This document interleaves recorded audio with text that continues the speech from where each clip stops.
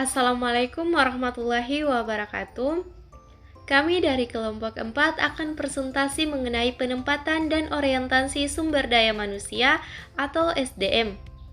Baik, kita akan masuk kepada pengertian penempatan SDM.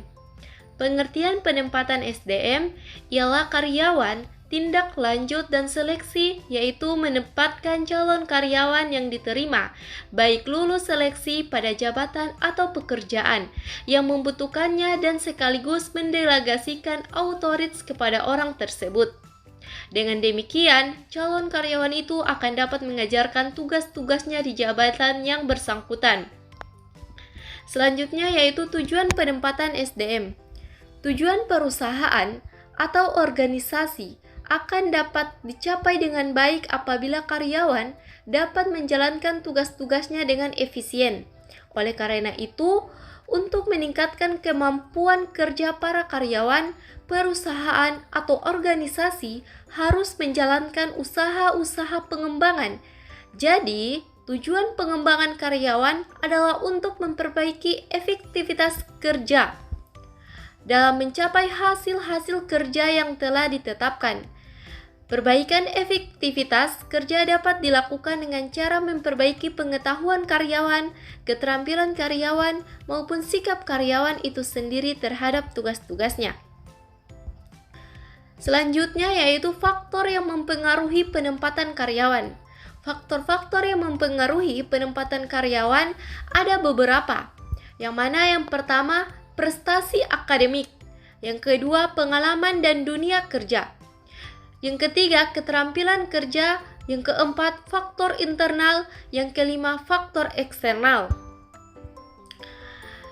Jadi, materi selanjutnya akan disampaikan oleh teman saya selanjutnya. Baik, saya akan melanjutkan materi yang telah disampaikan oleh teman saya. Sekarang kita masuk pada prinsip-prinsip penetapan SDM. Dalam menentukan divisi apa yang sesuai dengan kemampuan karyawan, tentunya dilakukan secara hati-hati. Oleh karena itu, terdapat beberapa prinsip dalam menetapkan posisi karyawan menurut Suwatno 2019. Beberapa prinsip penetapan karyawan. Yang pertama, prinsip kemanusiaan, prinsip demokrasi, prinsip Derrick Man on Derrick Pledge. Yang keempat, prinsip Pay for Equal Work. Yang kelima, prinsip kesatuan arah. Sekarang kita masuk pada jenis penetapan SDM. Terdapat 3 jenis penting dari penempatan internal, yaitu yang pertama, promosi. Promosi terjadi apabila seorang karyawan dipindahkan dari satu pekerjaan ke pekerjaan lain yang lebih tinggi dan pembayarannya, tanggung jawab dan atau tingkat status keorganisasian, yaitu promosi berdasarkan merit dan promosi berdasarkan senioritas. Yang kedua, ahli tugas. Yang ketiga, demosi. Sekarang kita masuk pada pengertian orientasi SDM. Beberapa pengertian orientasi berdasarkan pendapat para ahli. Yang pertama, menurut Cascio, orientasi adalah pengakraban dan penyesuaian dengan situasi atau lingkungan.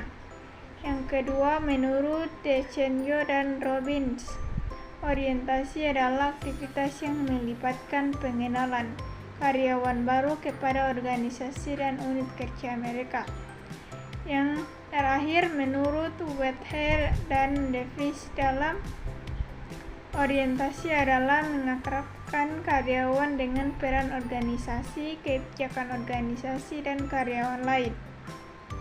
Kemudian kita masuk pada tujuan program orientasi. Program orientasi karyawan baru bertujuan untuk yang pertama, menyiapkan mental bagi karyawan baru dalam menghadapi peralihan suasana dari lingkungan pendidikan ke dunia kerja yang nyata. Yang kedua, menghilangkan hambatan psikologis dalam memasuki kelompok yang baru. Yang ketiga, mengenal secara singkat lingkungan pekerjaan yang baru. Kemudian kita masuk pada jenis-jenis orientasi SDM. Jenis-jenis orientasi karyawan baru dibedakan menjadi 5 jenis berdasarkan sifatnya, yaitu yang pertama, orientasi formal, yang kedua orientasi personal, yang ketiga orientasi spasial, yang keempat orientasi disjuktif, yang kelima orientasi temporal. Kemudian kita masuk pada manfaat orientasi karyawan baru. Yang pertama, mengenalkan karyawan baru dengan lingkungan perusahaan. Dengan cara ini karyawan akan lebih paham dan mengetahui visi dan misi yang ada di perusahaan tempat ia bekerja. Yang kedua, menyampaikan informasi tentang pekerjaannya. Program ini sangat penting untuk karyawan baru mengetahui job description supaya karyawan tidak salah atau bingung dalam menjalankan pekerjaannya, apalagi karyawan baru tersebut belum pernah mengambil sebelumnya. Yang ketiga, mengenalkan karyawan baru dengan unitnya. Karyawan baru harus mengenalkan karyawan yang lama atau timnya yang terkait dalam pekerjaannya, sehingga ia dapat bersosialisasi dengan baik dengan semua rekan barunya. Baik, saya akan melanjutkan materi yang disampaikan oleh teman saya sebelumnya, yaitu tentang keuntungan dan kelemahan secara umum. 1. Keuntungan orientasi usaha orientasi yang efektif juga berkontribusi terhadap keberhasilan jangka pendek dan jangka panjang. 2. Kelemahan orientasi.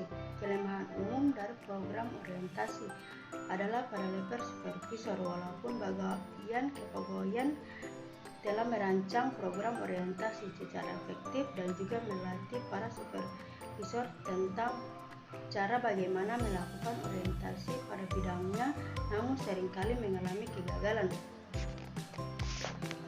Hal-hal yang perlu dihindari dalam orientasi antara lain: 1.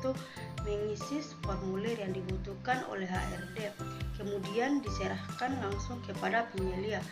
Yang kedua, tinjauan yang kurang lengkap mengenai dasar-dasar pekerjaan. Yang ketiga, suatu orientasi yang cepat, dangkal, dan langsung ditetapkan pada pekerjaan. Hal ini dapat menyebabkan stres. Yang keempat, tugas pertama karyawan baru yang tidak signifikan. Yang kelima, yaitu pekerjaan yang sangat mendasar dan sangat mudah. Hal ini dapat mengakibatkan pegawai baru merasa bukan bagian penting dalam organisasi. Yang keenam, memberikan informasi yang terlalu cepat. Yang ketujuh, proses orientasi terlalu banyak dan penyampaian yang terlalu cepat dapat mengakibatkan karyawan baru dan lemas. Sasaran orientasi SDM. Sasaran berikut mungkin dapat berguna, yaitu 1. Persiapkan untuk karyawan baru. 2. Pertimbangkan penggunaan pembimbing teman baik. 3. Menggunakan sebuah daftar periksa atau orientas. 4. Sediakan informasi yang dibutuhkan. Yang kelima, sampaikan informasi orientasi secara efektif. Yang keenam, hindari terlalu banyak informasi. Yang ketujuh, evaluasi dan tindak lanjut. Kesimpulan dari materi ini adalah kesimpulan penempatan dan orientasi sumber daya manusia merupakan dua aspek krusial dalam manajemen SDM yang berpengaruh besar terhadap kinerja organisasi. Penempatan yang tepat memastikan bahwa karyawan ditetapkan sesuai dengan keterampilan, kompetensi, dan minat mereka, sehingga dapat bekerja secara optimal. Sementara itu, orientasi yang efektif membantu karyawan baru beradaptasi dengan lingkungan kerja, memahami budaya organisasi, serta meningkatkan loyalitas dan produktivitas.